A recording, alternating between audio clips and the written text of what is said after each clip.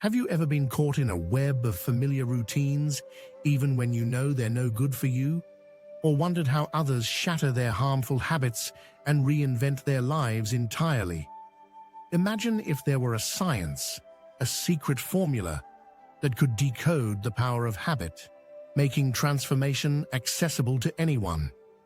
This formula is revealed in The Power of Habit by Charles Duhigg, which opens doors to a new understanding of how habits drive nearly everything, from health and productivity to success.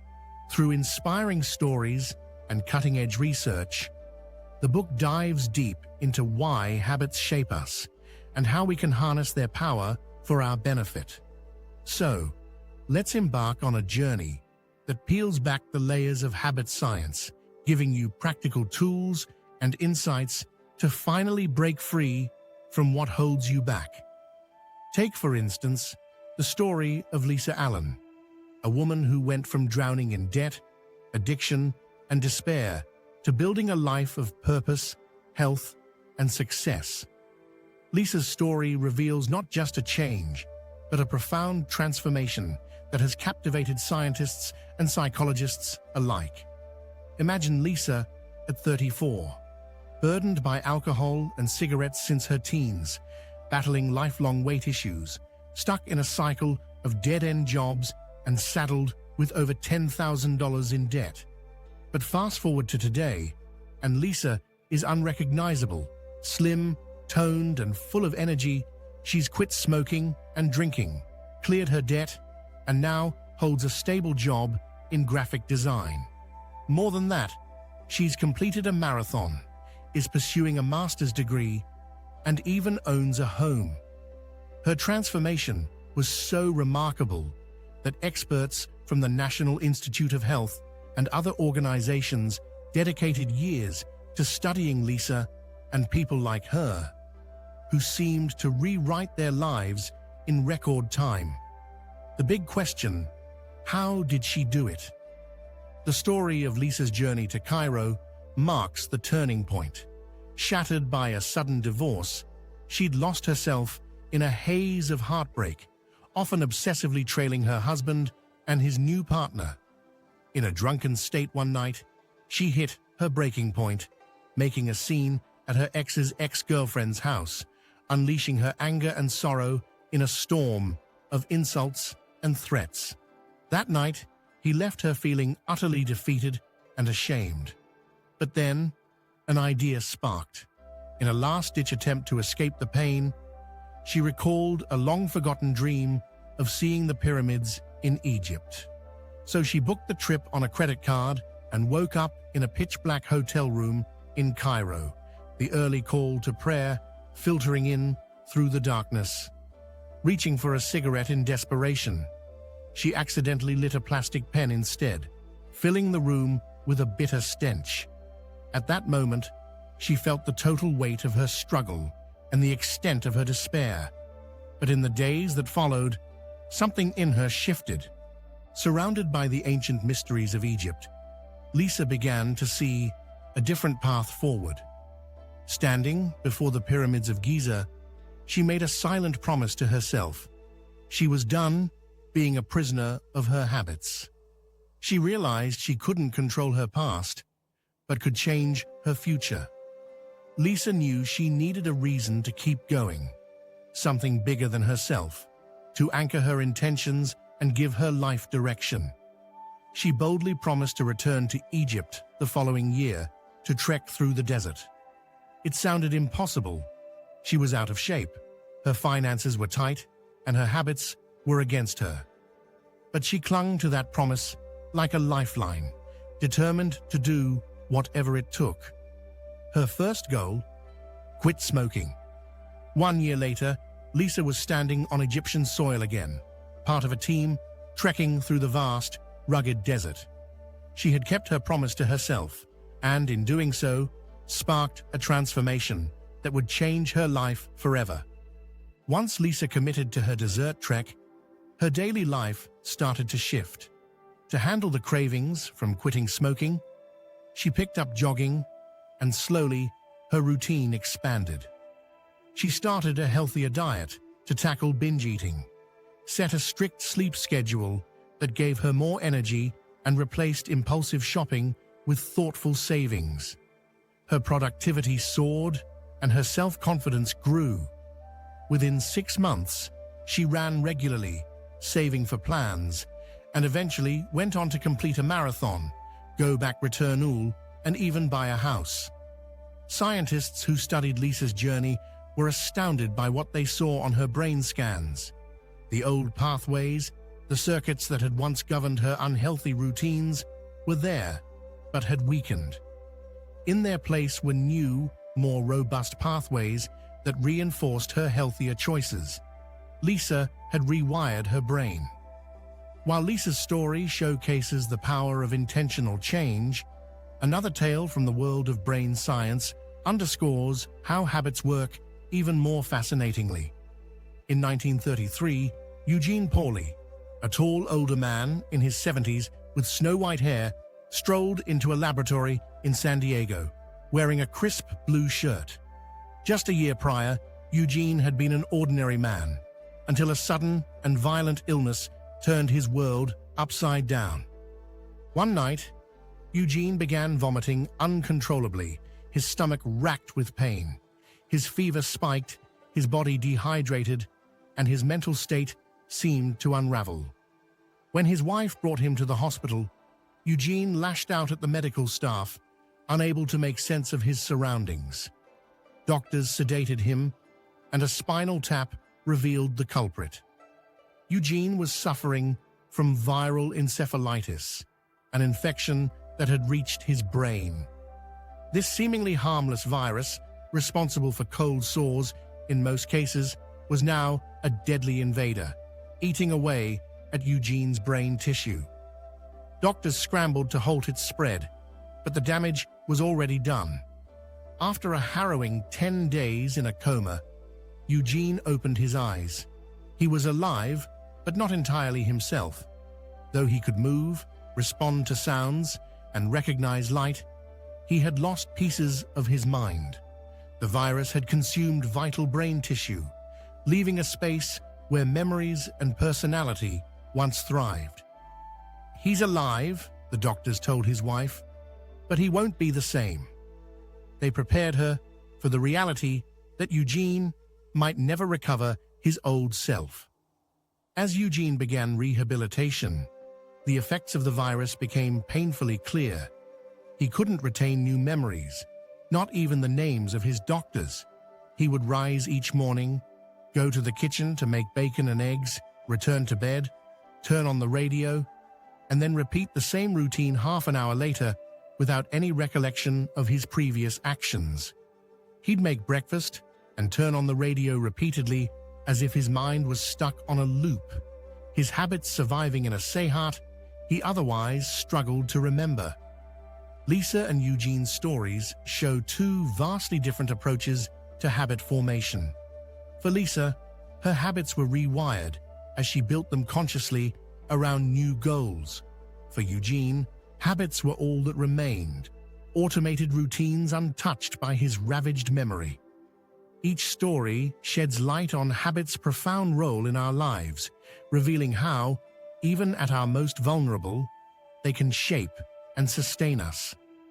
Eugene became a focal point of fascination for experts studying memory, including Larry Squire, a distinguished neuroscientist at the University of California, San Diego. With over 3 decades of research on memory's neuroanatomy, Squire was intrigued by Eugene's case, a man who couldn't retain any new information. When shown photos of his grandchildren, Eugene saw strangers. He had no memory of his illness, hospital stay, or even the passing days. Yet, there was something remarkable. Eugene could navigate his home seamlessly. He could find the kitchen and bathroom, wander around his neighborhood, and return home without assistance. When questioned about how he knew his way around, Eugene couldn't explain. It was as if these abilities existed separately from his awareness. If asked to draw a map of his house, Eugene was utterly lost. unable to translate his familiarity into conscious memory. His habits were intact despite losing memory, guiding him through his days as if on autopilot. Eugene's daily routine was simple, but incredibly consistent. Each morning, he would walk outside, wander around his neighborhood, pick up a small stone, bring it home, and settle down afterward to watch the History Channel. Though his memory was fragmented, this routine became his anchor. It proved that habits, deeply embedded in our minds, can continue even when memory fades. This continuity baffled scientists until they discovered that habits are stored in a specific brain region, the basal ganglia, nestled deep within the brain like the center of an onion, surrounded by layers responsible for complex thinking. This structure is primitive, shared by species as ancient as reptiles and fish, and acts as a powerhouse for habitual behaviors. The basal ganglia manage our automatic actions, walking, breathing, or brushing our teeth. These habits remain intact in the brain's quest for efficiency. It seeks ways to save energy by automating repetitive actions, allowing us to focus on more demanding tasks. When actions become routine, they move into autopilot mode, like tying your shoes or driving home on a familiar route without thinking about each turn. Our brain groups these actions, prioritizing what's essential and pushing the rest into the background. This chunking of actions allows the brain to use its energy wisely so we can concentrate on higher-level decisions, like solving complex problems or creating art. This automation is known as the habit loop, which operates on a simple yet powerful cycle: cue, routine, reward. It's a three-part process that makes actions stick. A cue is a trigger that signals the start of a behavior, followed by a routine, the behavior itself, and a reward, which reinforces the behavior, making us more likely to repeat it. Over time, the cycle becomes deeply ingrained, and the behavior turns into a habit. Cue, routine, reward. Repeat it often enough, and the behavior becomes automatic. To understand how habits solidify, we can look at a 1990 experiment at MIT that studied memory in rats. Scientists wanted to explore the role of the basal ganglia in habitual actions, so they implanted tiny sensors in the rats' brains to observe their activity in real time. The experiment setup was a T-shaped maze with a piece of chocolate at the end. A loud click signaled the start, and a partition blocking the rats was removed, encouraging them to find the chocolate. Initially, the rats wandered, sniffing and scratching at walls as they tried to locate the treat. The brain activity on the computer was intense as their basal ganglia worked at total capacity to process the unfamiliar task. Every turn, sniff, and scratch activated their brains as they learned to navigate the maze. However, as the experiment continued, the researchers observed something fascinating. The more times the rats ran the maze, the less active their brains became. The basal ganglia began chunking the actions, consolidating the sequence of moves into a pattern. Hear the click, turn right, get the chocolate. Over time, the maze became second nature, and their brains could navigate it with minimal activity. The chocolate remained at the end, the ultimate reward that solidified the behavior. The scientists ran the maze experiment repeatedly, placing the rats in the same T-shaped setup. At first, the rats wandered, sniffing corners and scratching at walls, but something began to change. After enough repetitions, the rats no longer hesitated. They went straight to the chocolate, skipping the aimless searching entirely. Their brains had internalized the maze pattern so thoroughly that they could navigate it on autopilot. The data from the sensors revealed a surprising shift. The basal ganglia, initially firing at full power, now showed significantly reduced activity. The habit of finding the chocolate had become so ingrained that it barely required thought, illustrating that habits form to help our brains conserve energy, freeing up mental resources for other tasks. This research sheds light on why some of our good and bad habits become so deeply rooted. Once established, a habit waits for a cue, and upon being triggered, it pulls us into the same cycle without conscious thought. The strategy to replace a bad habit with a positive one is to keep the same cue and reward, but swap out the routine. Let's say you have a habit of spending hours on social media every evening, which eats away your productivity and keeps you from healthier routines like exercise. To break the cycle, you might identify the cue: coming home after work. Instead of sitting on the couch and scrolling on your phone, lace up your running shoes and go for a jog. Afterward, reward yourself with a refreshing smoothie. This way, you keep the cue, coming home, and the reward, smoothie, but introduce a new routine: jogging. As you repeat this loop, the new habit takes root, gradually replacing the old behavior. The power of habit to shape lives extends beyond individual routines. Consider the story of Travis Leach, a young man raised in a household shadowed by addiction and chaos. From an early age, Travis's world was marked by his parents' struggles with drugs. He often found them slumped on the couch, eyes glazed over, lost in the numbing grip of their addiction. At just 9, he experienced the trauma of seeing his father overdose on heroin, his face turning blue. In those critical moments, Travis and his siblings took action with a practiced precision that no child should know. His brother turned their father onto his side. His sister kept his mouth open to prevent choking, and Travis ran next door to call for help. His mother's arrest for drug use and prostitution soon after compounded the chaos, leaving a young Travis without parental guidance or security. The school was no haven either. Relentlessly bullied and ostracized, he was mocked, followed, and even had objects thrown at him by classmates. By 16, he'd had enough, dropping out of high school and moving to Fresno for a fresh start. But new surroundings did little to lift his spirits. At his jobs at McDonald's and Hollywood Video, Travis struggled to control his emotions. One day, a customer yelled at him over a missing ranch dressing. In a flash of rage, Travis snapped, shouting, "Get out of my drive-thru," and even flinging chicken nuggets at the customer's car. Overcome by frustration, he would sometimes break down crying mid-shift. His inability to control his reactions and frequent tardiness caught his manager's attention, leading to further reprimands.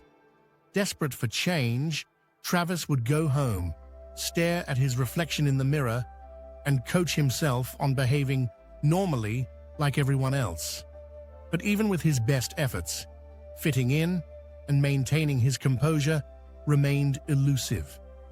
Travis's story reveals the deep imprint of early life patterns and the challenge of overcoming learned habits when life has offered little stability or support. At times, Travis felt anxious, his chest tight with every breath. Then, one day at Hollywood Video, a regular customer struck up a casual conversation with him, a moment that would unknowingly steer Travis toward a new path. The customer, who happened to be the assistant manager at a soon-to-open Starbucks in Fort Washington, suggested Travis apply for a position and offered to help him with the application process. Travis worked the early morning shift as a Starbucks barista within a month. That was 6 years ago. Today, at 25, Travis manages 2 Starbucks locations, supervises a team 40, and oversees annual revenues of $2 million. He now earns a $44,000 salary, is never late for work, and fully controls his emotions. When an upset customer once shouted at one of his employees, Travis calmly pulled them aside and said, "Your apron is like a shield. As long as you wear it, you're strong." But how did he achieve such a remarkable transformation? The Starbucks training program ignited the spark for this change. On his first day, Travis attended a lecture that introduced him to Starbucks's unique employee program, a well-structured curriculum that taught job skills and instilled life skills. The program was so comprehensive that employees could earn college credits by completing specific modules. This training profoundly altered the course of Travis's life, equipping him with the tools to focus on his job, manage his emotions, and approach life with discipline. Reflecting on it, he says, "Starbucks was the turning point of my life. I'll be grateful to this company forever." Starbucks recognizes that delivering exceptional customer service requires more than just skill, self-discipline, emotional control, and a reservoir of willpower. That's why the company invests millions in training, equipping its employees with strategies to handle even the most challenging customer interactions. Every new hire receives manuals and workbooks filled with guidance on tackling challenges. For example, suppose a customer complains about a drink. In that case, employees are trained to use the latte method. Listen to the customer, acknowledge their complaint, take action by fixing the drink, thank the customer, and explain the mistake. This formula empowers employees to handle frustrations with composure, fostering an environment where customer service goes beyond mere transactions to create a memorable experience. In essence, Starbucks has woven the power of good habits into its training, knowing that when employees thrive on habits of self-discipline, it translates into exceptional service. Starbucks is more than a coffee, it's an experience. Conclusion. As we wrap up, think back to the stories of transformation we've explored. Lisa Allen broke free from years of addiction, harnessing the power of new routines to rebuild her life. Eugene Pauly relied on his deeply ingrained habits to live with dignity despite memory loss. And Travis Leach turned his life around, learning to master his emotions and habits through guidance from Starbucks. Together, these stories reveal habits' profound impact on our lives, often beyond our awareness. But the exciting part is that each of us has the power to shape our habits for the better. Whether you aim to swap a bad habit for a good one or seek to establish new, empowering routines, the key lies in understanding the habit loop: cue, routine, and reward. So, what's holding you back from making that change? Start with one habit, something small but consistent, and watch how, over time, these changes compound into a transformed life. Thank you for joining me on this journey through the power of habit. If this summary has inspired you to take charge of your habits and steer your life in a positive direction, don't forget to like, comment, and subscribe for more life-changing insights. Remember, a brighter future is within reach, one habit at a time.